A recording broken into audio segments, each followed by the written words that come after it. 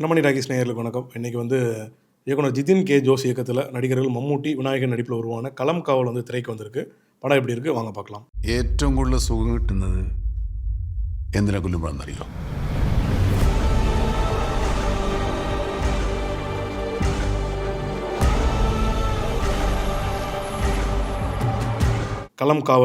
களம் காவல்னா பேர்லேயே காவல் இருக்கு இல்லையா? இந்த மாதிரி குமரி மாவட்டத்தில் இப்படி ஒரு வழிபாட்டு முறை இருக்குது அப்படின்னு சொல்கிறார் இயக்குனர்.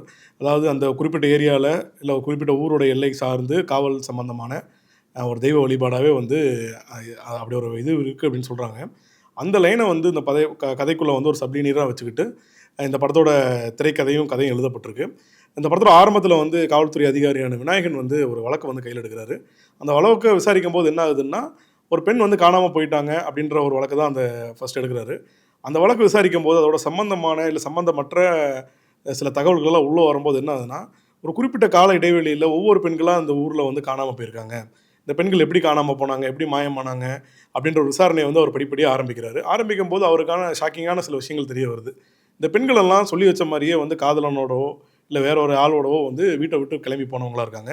அப்படி இருக்கவங்க என்ன ஆனாங்க, இதுவரையும் அவங்களாம் மிஸ்ஸிங்னு தான் ஒரு கேஸ் இருக்கோ இல்லையே, அவங்களோட அவங்க அவங்க அவங்க அவங்களுக்கு என்ன தான் ஆச்சு அப்படின்ற ஒரு பரபரப்பு இந்த கதையோட ஆரம்பத்திலேருந்து நமக்குள்ளேயே கேள்வி எழுது. அதே மாதிரி விநாயகனும் இந்த வழக்கில் இந்த ஒவ்வொரு பெண்கள் என்ன ஆனாங்க அப்படின்ற அந்த வழக்கில் அவரும் கொஞ்சம் ரொம்ப ஆழமாக யோசிக்கிறாரு. என்ன நடந்திருக்கும், ஏது நடந்திருக்கும் அப்படின்னு யோசிக்கும்போது ஒவ்வொரு முடிச்சுகளாக அவிழ்க்குது. இந்த பெண்கள் எல்லாம் காணாமல் போனதுக்கான காரணம் என்ன, இந்த பெண்கள் பின்னாடி இருந்த ஆள் யார் அப்படின்ற அந்த கதை தான் களம் காவல். நடிகர் மம்முட்டி அவரோட மம்முட்டி கம்பெனி தயாரிப்பில் ஒரு 7-6 படம் வரை இதுவரையும் தயாரிச்சிட்டாரு. ஒவ்வொரு படமும் வித்தியாசமான கதைக்களங்களோட இல்லை இது இந்த வேற ஒரு ப்ரொடக்ஷன் கம்பெனி தயாரிக்கிற ஒரு தயங்குற படங்கள் எல்லாம் அவரே நடித்து அவரே தயாரிச்சிட்ருக்காரு. அந்த வகையில் தான் களம் காவலும் உருவாயிருக்கு. இந்த களம் காவலோட இதே ஒரு சைக்கோ கில்லரோட கதையாக தான் வந்திருக்கு.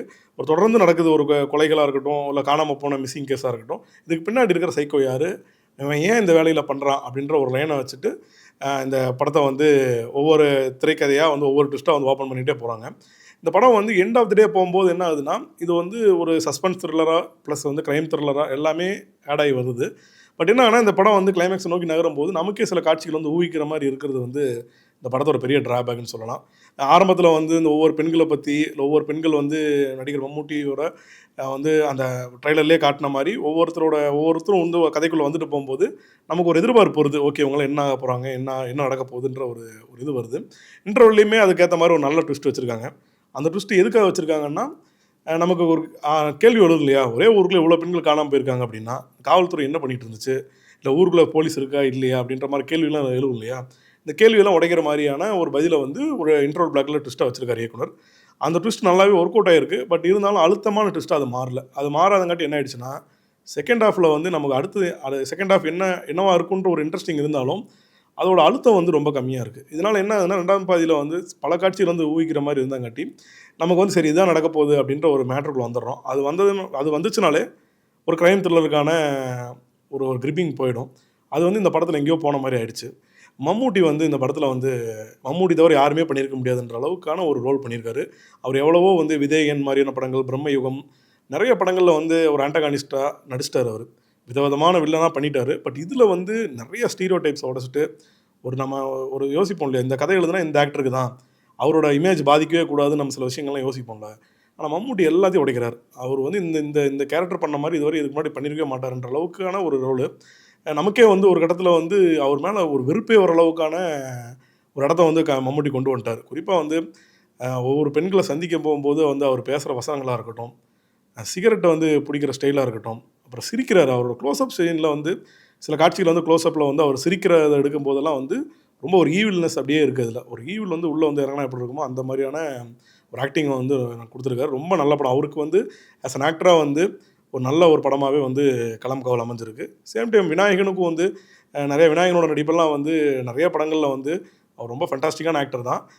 அவருக்குன்னே சில இது இருக்கும் இல்லையா, ரொம்ப ரூத்லெஸ்ஸாக இருப்பார், ரொம்ப ஃபன்னியான சைடும் காட்டப்படும், இதெல்லாம் இருக்கும் இல்லையா. பட் இதெல்லாம் இல்லாமல் ரொம்ப விரைப்பான ஒரு அதிகாரியாக இந்த படத்தில் நடிச்சிருக்காரு. அவர் ஃபஸ்ட்லேருந்து கடைசி வரையுமே அந்த ஸ்டிஃபை விடவே இல்லை. ஒரு போலீஸ் அதிகாரினா இப்படி தான் இருப்பார், ரொம்ப ரொம்ப ஒரு கராரான ஆள்லாம் இப்படி தான் இருப்பார் அப்படின்ற ஒரு தோற்றத்தை விநாயகன் ஒவ்வொரு காட்சிக்கு கொடுக்கும்போது நமக்கு அந்த அந்த அவரோட கேரக்டருக்கு ஃபுல் பலமும் அதில் இறங்குது அவரோட ஆக்டிங்கில். ஒரு நல்ல ஆக்டிங் அவரோட சைடில் இருந்தோம். பட் இருந்தாலும் ஒரு கேட் அண்ட் மவுஸ் கதையில் வந்து ஒரு கேட் வந்து ஒரு ரேட்டை துரத்துது, ஒரு பூனை வந்து ஒரு எலியை துரத்துது அப்படின்னா அந்த எலி வந்து அங்கே இங்கேன்னு போய் சுற்றி சுற்றி வரும் இல்லையா, சுற்றி சுற்றி வந்து இந்த பூனைக்கும் வேலை கொடுக்கும், எலியும் சாமானியமான சிக்கிறாது. அதே மாதிரி இந்த படத்தில் வந்து அதே மேட்டர் தான் அதில் யூஸ் பண்ணியிருக்காங்க. பட் இருந்தாலுமே வந்து எப்படா எலி மாட்டுன்ற அளவுக்கு நமக்கே யோசிக்கிற மாதிரி ஆனது வந்து இந்த படத்தோட திரைக்கதையோட பெரிய பலவீனமாக தான் சொல்லணும்.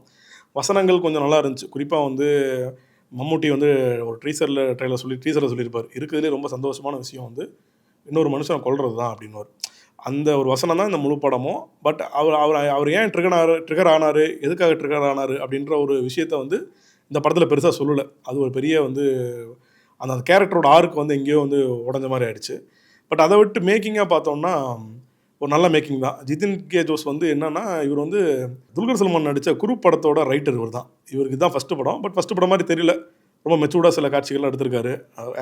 ஒரு மேக்கராக வந்து சில காட்சிகள் எல்லாமே நல்லா மெச்சூரிட்டி தெரியுது. ஓகே, இதை வந்து ஒரு படமாக பார்த்து முடிக்கும் போது இவருக்கு ஃபஸ்ட்டு படம் இல்லை, கொஞ்சம் நல்லா தேர்ந்த இயக்குனர் தான்ற ஒரு பிம்பத்தை கொடுக்குறாரு. பட் இருந்தாலும் வந்து ஒரு ஒரு மலையாள சினிமா மாதிரி நிறைய க்ரைம் ஸ்டோரிஸ் வந்துச்சு. இப்போலாம் ரொம்ப க்ரைம் ஸ்டோரிஸ்னாலே மலையாளம் தான்ற மாதிரி அளவுக்கு நிறைய பண்ணிகிட்ருக்காங்க. பட் இந்த படம் வந்து ஒரு பெரிய எட்ஜை போய் அடையல. அது அந்த விதத்தில் வந்து இந்த படம் வந்து ஒரு சின்ன ஏமாற்றமான படமாக தான் களம் காவல் திரைக்கு வந்திருக்கு. மற்றபடி வந்து இதில் வந்து நிறைய நடிகைகள் நடிச்சிருக்காங்க. சின்னதாக வந்து ஒரு சின்ன கேமியோஸ் மாதிரி சின்ன ரோல்லாம் பண்ணியிருக்காங்க.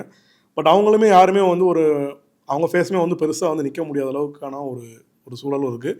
மெயினாக மம்முட்டி ப்ளஸ் விநாயகன், இவங்க 2 பேரோட மோதல் தான் இந்த படத்தோட ஒரு கோராகவே இருந்திருக்கு. பட் இந்த ஆக்டிங்காக ஸ்டேஜிங்காக எல்லாமே ஓகே.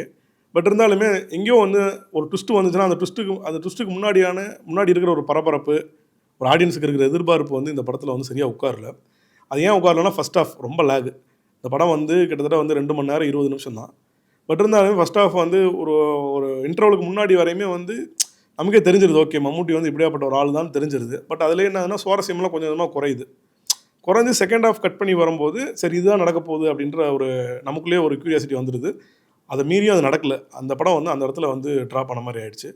மற்றபடி வந்து நிறைய வெரைட்டியான படங்கள் பண்ணுறாரு. ஒன்று பிரம்மயுகமாரி நடிக்கிறாரு மம்முட்டி. கட் பண்ணால் நண்பர்கள் நேரத்தை மயக்கிற மாதிரி அதுக்கு முன்னாடி நடிச்சிருப்பாரு. இந்த மாதிரியான வெரைட்டி அடுத்தடுத்து என்னது பண்ணணும், சும்மா ஒரே மாதிரி நடிக்கக்கூடாதுன்ற ஒரு ஆர்வம் வந்து புரியுது.